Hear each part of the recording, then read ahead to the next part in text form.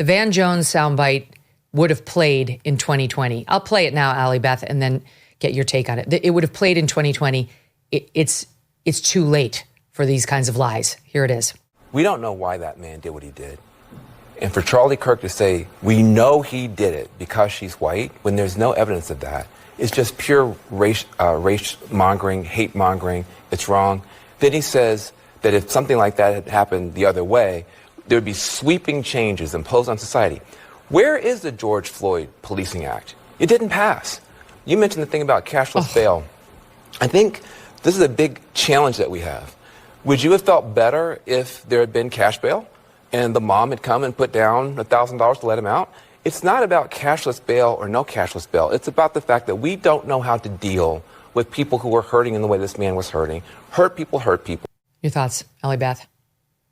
This is a prime example of that toxic empathy. Empathy turns toxic when it encourages you to do at least two things, and that is validate lies and support destructive policies. And it encourages you to ignore the true victim in every situation and instead victimize the criminal or the perpetrator of wrong. And this false narrative that we've heard for many decades, but of course accelerated over the past 5 years, that we have this basic binary dichotomy in the United States of Black oppressed and white oppressor, and that everything, every situation, every news story has to be examined through that lens, has supported policies that have led to deaths like this one.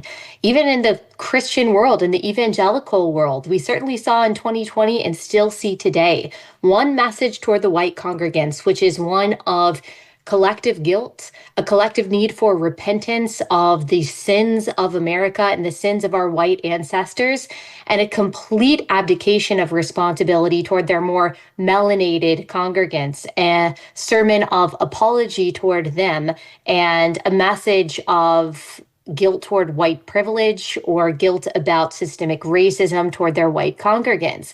And that message, especially over the past half decade, has breathed life into the kinds of policies that have led to unjust murders like this one. And so, yes, of course, it is a huge political issue. It is a huge systemic issue, but we've got spiritual and theological problems in the United States that is leading to this kind of bloodshed. It's got to change on every single level.